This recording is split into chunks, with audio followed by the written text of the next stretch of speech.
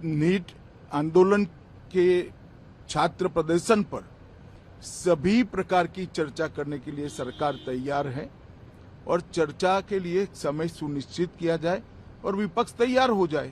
संसद का सत्र इस वक्त सियासी अखाड़े में तब्दील हो चुका है। एक तरफ विपक्ष चंदा चोरी और विभिन्न मुद्दों पर सरकार को घेरने के लिए पूरी तरह लामबंद है, तो वहीं दूसरी तरफ सत्ता पक्ष के सांसदों ने भी राहुल गांधी पर तीखा हमला बोल दिया है। संसद के भीतर मचे इस कोहराम के बीच आज केंद्रीय गृह मंत्री अमित शाह ने आस्तीनें समेटते हुए सीधे तौर पर राहुल गांधी को खुली चुनौती दे डाली। शाह ने साफ शब्दों में कहा कि मैदान में आइए और सदन के पटल पर सार्थक चर्चा करिए। शाह के इस चैलेंज के बाद सियासी तापमान और ज्यादा ऊपर चला गया। देखिए, सबसे पहले तो लापता, भाग गए, भगोड़े हैं, इस प्रकार की भाषा भारत की सार्वजनिक जीवन में और संसदीय जीवन में अभी अभी सुनाई पड़ती है। जब से संसद सत्र शुरू हुआ तब से लगातार मैं संसद में आता हूं, मेरी चैम्बर में बैठा हूं।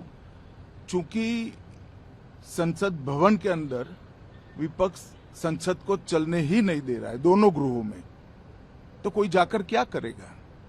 जहां तक चर्चा का सवाल है, सरकार की ओर से किरण रिजिजू जी ने, जो हमारे पार्लियामेंट्री अफेयर्स मिनिस्टर है, उन्होंने बहुत स्पष्ट कर दिया है कि जो नीट आंदोलन के छात्र प्रदर्शन पर सभी प्रकार की चर्चा करने के लिए सरकार तैयार है और चर्चा के लिए समय सुनिश्चित किया जाए और विपक्ष तैयार हो जाए।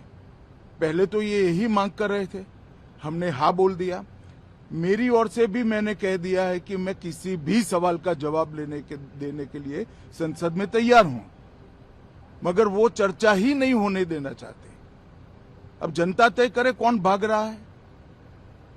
आज भी मैं कहता हूं, आज 3 बजे तक स्पीकर साहब को वो पत्र दे दे। 3 बजे से लेकर कल 3 बजे तक सभी प्रकार की चर्चा के लिए हम तैयार हैं।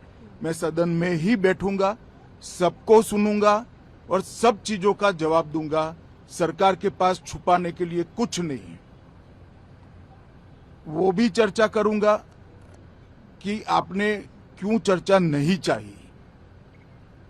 भारतीय जनता पार्टी की मोदी जी के नेतृत्व में सरकार, एनडीए की मोदी जी के नेतृत्व में सरकार हर चीज पर चर्चा के लिए तैयार है। संसद वो चलने दे बस। आज मैं चैनलों के माध्यम से इन विपक्ष को कहना चाहता हूं कि आप एक पत्र 2 बजे तक लिख कर दे दीजिए स्पीकर साहब को। 3 बजे से चर्चा चालू कर देंगे और कल 3 बजे मैं जवाब दे दूंगा सारी चीजों का। संसद में चर्चा करने के नियम बने हैं, तरीके बने हैं। अब मुझे कोई कहता है कि आप एक स्टेटमेंट दे दो। इतने गंभीर मसले पर इस तरह से चर्चा नहीं हो सकती है। शायद आपके पद्धति में होगा, मगर संसदीय पद्धति ये नहीं है। संसद में एट लेंथ चर्चा होती है। आज 3 बजे से देर रात तक, जब तक वो बैठे, और कल दोपहर 3 बजे तक हम तो क्वेश्चन आवर भी सस्पेंड करने के लिए तैयार है, अगर स्पीकर साहब अनुमति देते हैं तो। कल 3 बजे तक मैं चर्चा के लिए तैयार हूं। मैं खुद बैठूंगा, हर चीज लिखूंगा और हर चीज का जवाब दूंगा, जिससे देश की जनता के सामने सारी चीजें स्पष्ट हो जाए, दूध का दूध और पानी का पानी हो जाए। अब विपक्ष ने तय करना है कि उनको चर्चा करनी है या हंगामा करना।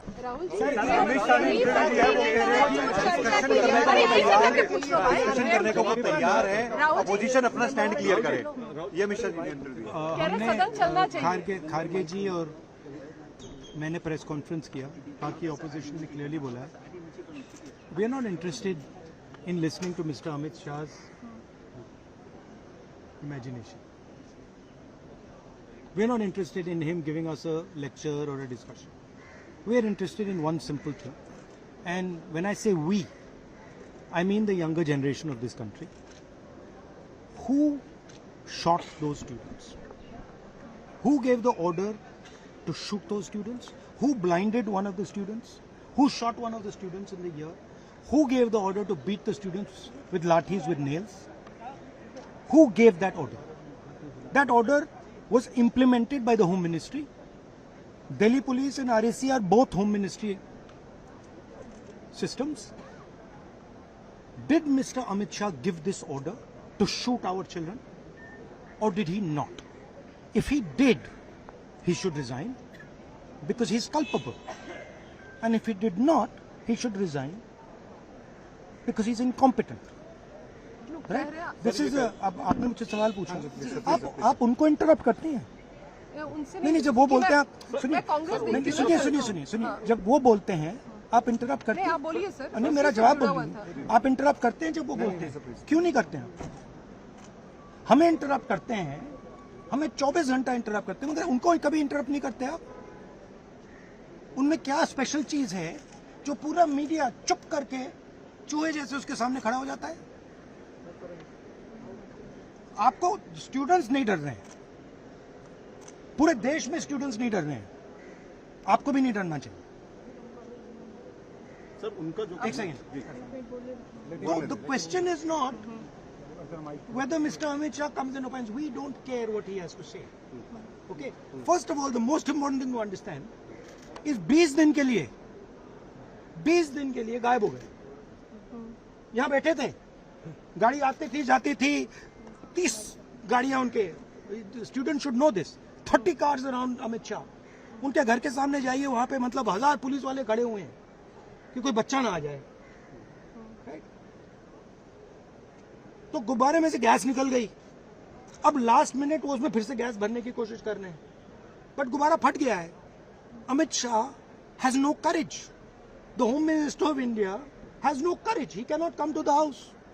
Thank you. कह रहे हैं कि वो सारे सवालों का जवाब देंगे, वो कह रहे हैं जवाब देंगे सारे सवालों का। बीजेपी ये कह रही है कि झारखंड पे राहुल गांधी चुप क्यों है? झारखंड पे मैं चुप नहीं हूँ, झारखंड पे मैं चुप नहीं हूँ। प्रेस कॉन्फ्रेंस में मैंने सीधा क्लियरली बोला है, we do not appreciate any violence against our students. मैं चुप नहीं हूँ, खुल के बोल रहा हूँ, ठीक है? सर एक आखिरी सवाल ले लीजिए सर। 2 बजे तक देंगे आप लोग।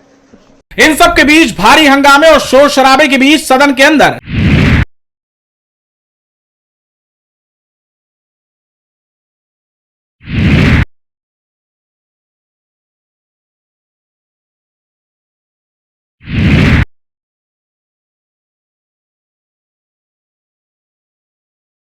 FCRA यानी कि विदेशी अनुदान विनियमन संशोधन विधेयक 2026 का प्रस्ताव पेश कर दिया गया। केंद्रीय मंत्री नित्यानंद राय ने प्रस्ताव रखा कि इस बिल को लोकसभा और राज्यसभा के चुनिंदा सदस्यों की एक संयुक्त समिति को सौंपा जाए, जो आगामी सत्र के अंतिम दिनों में अपनी रिपोर्ट पेश करेगी। हमारा पोजीशन ये है कि ये बिल वापस लेनी चाहिए। देखिए, सरकार की जो मंशा है कि सदन निर्बाध गति से चले, इसके कानून जनहित के काम आवे, और सरकार ने यही सारी चीजों को करने के लिए ये जो FCRA बिल है उसको लाने का काम किया है। और उसमें जो प्रावधान हैं उनमें विदेशी धन आए इस पर रोक नहीं है, केवल धन का उपयोग एक सकारात्मक दृष्टि से हो और जो राष्ट्रहित से समझौता करने वाला ना हो। इन बिंदुओं को लेकर उसमें वो सारी चीजें रखी गई। विपक्ष ने मांग की और सरकार ने भी सोचा कि सरकार यहाँ पर निर्बाध गति से हमारा सदन चले, तो मैं समझता हूँ कि JPC में जाएगा, जल्दी निर्णय होगा, और लेकिन जब भी निर्णय होगा ये लागू होगा। सर, दूसरी तरफ इस बिल को लेकर भी जिस तरीके से अपोज मतलब अखिलेश यादव, देखिए, ये विपक्ष के लोग यहाँ पर अब जैसे पहले होता था कि लोग विरोध करते थे सकारात्मक और विरोध के साथ सुझाव देते थे, लेकिन आज का विपक्ष जो है वो सुझावों से कोसों दूर है, अफवाह फैलाने में माहिर है। जैसे आज राज्यसभा में कि आज एजेंडा था केरल पे आ रहा था, अब केरल के नाम के का जो मलयालम भाषा का नाम है वो आए, उससे पहले ये कम्युनिस्ट पार्टी के एक सदस्य खड़े हो गए और झूठ आरोप कि उनको उनके वस्त्र पर कहा गया, कह के हल्ला मचाया और भाग गए। सारे के सारे विपक्ष गैर जिम्मेदाराना विपक्ष है। सर, अमित शाह जी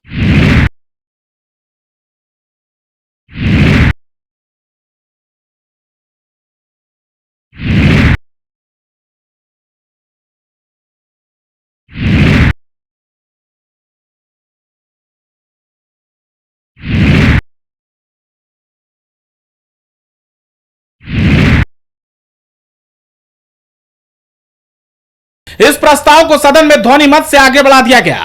बिल के सदन में आते ही विरोध के स्वर फूट पड़े। समाजवादी पार्टी के प्रमुख अखिलेश यादव और संसदीय कार्य मंत्री किरेन रिजिजू के बीच तीखी नोकझोंक और बहस देखने को मिली, जिससे सदन की कार्रवाई का माहौल पूरी तरह गर्मा गया।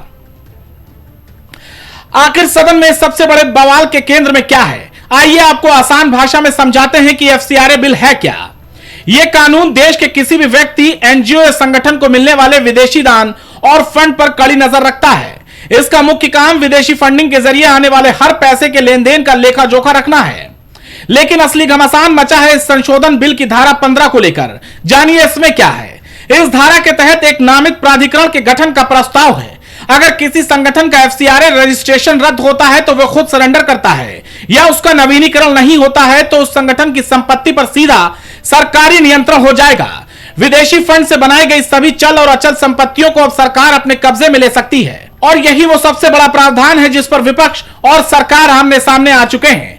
देखना दिलचस्प होगा कि आने वाले दिनों में एफसीआरए बिल को लेकर क्या सहमति बन पाती है या फिर नहीं।